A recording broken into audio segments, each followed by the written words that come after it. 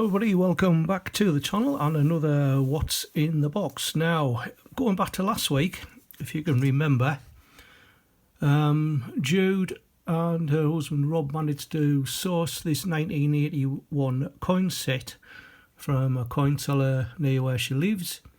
It was in the bargain bucket for just £1. And I think I told you about this 1981 £1 coin that I could find on, I think it was Change Checker. They were selling it for, I think it was about 12 quid. I don't think you can get it anymore. But as you can see, there was that one space that was missing. And as chance would have it, I did find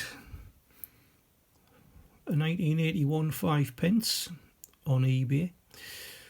So I was able to source this. Like you say, it only cost a couple of quid. And these sets, I think I've been seeing on eBay going for about £20. So we'll be able to finally put that one in its rightful place. And the set is now complete. So that's absolutely fantastic. Right, so what else have I been getting this week? Well, this turned up. I don't think it's the definitive coin set that I've been waiting for from Change Checker. Apparently that is supposed to be coming sometime this week. Yeah, this is from the Royal Mint, so this is going to be the James Bond £5. I did show you the individual coin last week. This is the one that's in its actual BU pack. So I've signed up to get all 7 coins. There's 6 coins plus a completer, and at some point we will be getting some storage box. And I think it's £14.50 I think per pack, but you don't pay for postage, so it was well worth doing. I don't know what's happened there because I've only just opened it, as you've seen, but the pack is slightly damaged. I might as well have a look at it and then we'll be able to straighten it up afterwards. Alright, just move that out of the way. So this coin will be for the Bond films from the 1960s. I did show you in more detail the actual background of the coin, which has got a lot of the films from that era. James Bond and his little auto gyro.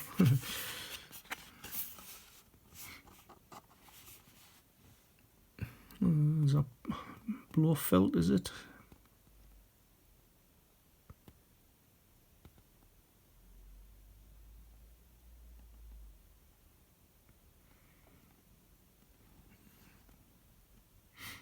Anyway, you can read that at your leisure.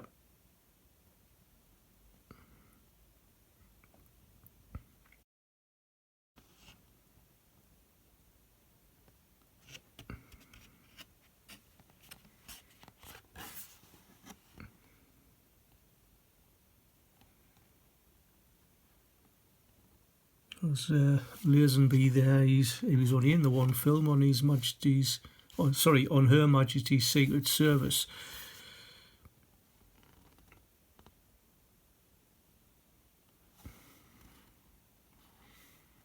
A little bit there about the designers.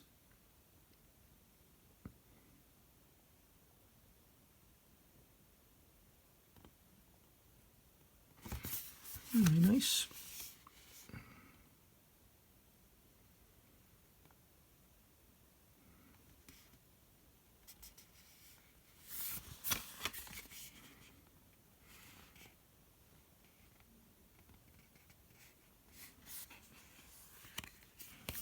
Let's have a look at the specs. So I've got denomination £5, issuing authority UK, alloy counter nickel.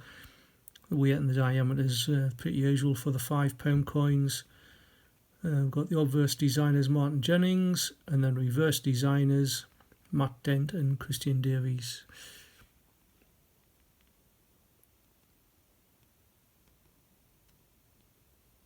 Actually, I've just thought that wasn't bore filled, was it? Was the gold finger? Yeah, down the bottom here. Auric gold finger.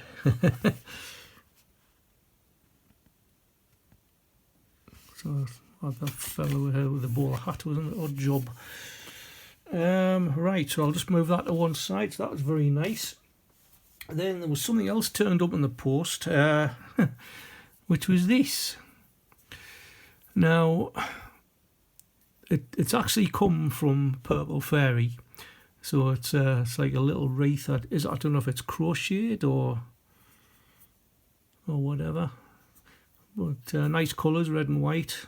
Obviously she knows me too well, and that is to hang on the Christmas tree, and we have actually got a place for it. I'll probably put a picture up somewhere around, but like nice little wreath for the Christmas tree. And in addition, I've got a card as well. Now unfortunately, because I did tell you a few weeks ago that I wasn't planning on sending any cards out this year, and so I don't know what I'm going to have to do now. So to Glenn family, have a good one, Merry Christmas, lots of love from Purple Fairy. So thanks very much, Sandra, and obviously Colin as well. Hope you're both doing fantastic. I'll just move that out the way as well, don't want to get it spoilt, because I've got some coins to show you. So we'll just do a quick spin of the camera and I'll be right back. Right, we're back, and as you can see, I've laid out some coins here. I've got half a dozen £2 coins, I've got 4 £1 coins, a couple of 20 pences, a couple of tens, there's about half a dozen 5 pences and 4 2 pences. There's no 50s and there's no pennies, because the information that I'm going to do for the 20 pences is the same for the 50s, and the information for the 2 pences is going to be the same for the pennies. Now, way back in 1992, the composition of the pennies and the 2 pences were actually changed from bronze to a copper-plated steel. And in 2011, the 5 pences and 10 pences were changed from copper nickel to nickel-plated steel. I think that was basically down to the lack of copper nickel at the time, because in 2013 the Royal Mint then began a programme of recovering all the older 5 pences and 10 pences, so from 2010 and beforehand, and the newer sort of nickel-plated steel ones have actually took the place. Now, as I mentioned, 1992 is when the 1 pences and the 2 pences actually changed from bronze to copper-plated steel. However, in 1998, there were actually 2 versions of the 2 pences put into circulation, both a magnetic type and a non-magnetic type. They were both roughly in the same mintage figures, but they were quite highly minted. But the BU and the proof versions for that year, they were also magnetic. Now in 1999, the BU and the proof versions were non-magnetic. So that is why if you watch Christopher Collects or Grossy, when they go through their 2 pence coin hunts, they sort of test them with a magnet at the end, because if they were non-magnetic, that would indicate it's a BU or a proof version. So anyway, the ones I've got here, that one's dated 1975. As you can see, that is non-magnetic. This one on the end is 2016, and it is magnetic. The one next to it is a 2015. Again, it is magnetic. And this one here is a 1999. Now, hopefully, it's going to be non-magnetic, which would indicate it is a BU or a proof. unfortunately it is the magnetic type, so they were the ones that actually went into circulation. Now just moving up to the 20 pences. This one here is 2011. As you can see, that is non-magnetic, and this one here is from 2015. Again, non-magnetic, because that is copper nickel. Now the copper nickel is normally in the ratio of 3 to 1, so 75% copper, 25% nickel, which there isn't enough nickel content to make it magnetic. So going down to the 10 pences here. Now this one is 2002, as you can see. It's copper nickel variety, so that one is non-magnetic, whereas this one here from 2013 is. And then move along to the 5 pences. This is a 2004, again non-magnetic. 2010, non-magnetic. That was the last year that were in the copper nickel variety. 2011, so first year of the magnetic types. As I mentioned, it was probably due to production costs that they're actually reduced it to the nickel plated steel. 2012, that is also magnetic, and the other two should be as well. 2014, and this one here is a 2016.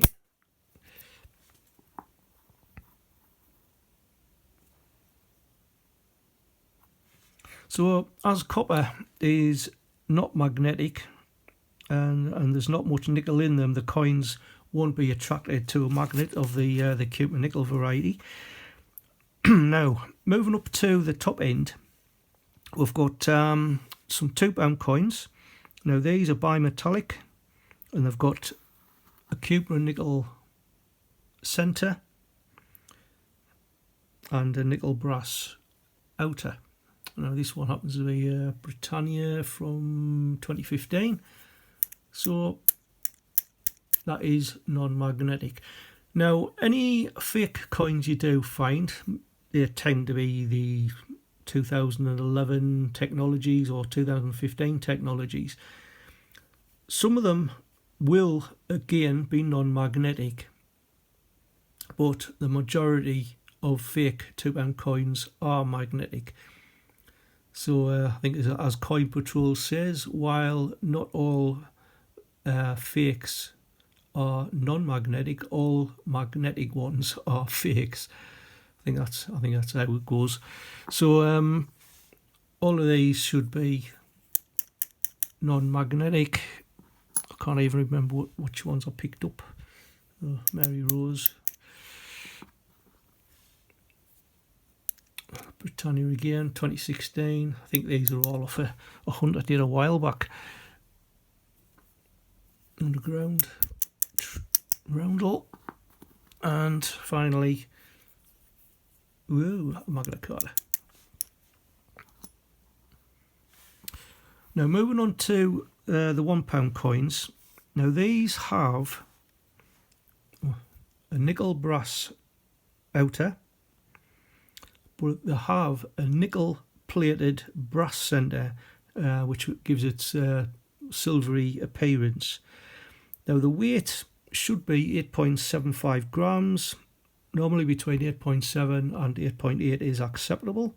It's 23.4 millimeters in diameter, and the thickness is 2.8 millimeters. Now, with the real versions of the pound coin, obviously we've got that little hologram thing on the back that changes from a wand to I think it's a pound. but the sort of the milled edges here that happen on every other bit of the coin should have 13 raised ridges. Now there are some fakes that have actually been knocking about that have got 15 on. As well as that, they don't have the micro lettering around the inner parts. I think some of the thistles look totally flat, there's no definition, and also down at the bottom of the crown where we've got the initials DP, which is the designer David Pierce, that is missing as well. I've got a picture that I found, I think it was off Check Your Change, which gives the reverse and the obverse designs of the fake coin. Now they did do a neodymium magnetic slide test as well. Now I think maybe in Robert's Coin Adventures he reckons that all these £1 coins are non-magnetic, but actually they are magnetic because of the nickel centre. So you do need a fairly strong magnet. So all of the real pound coins should be magnetic.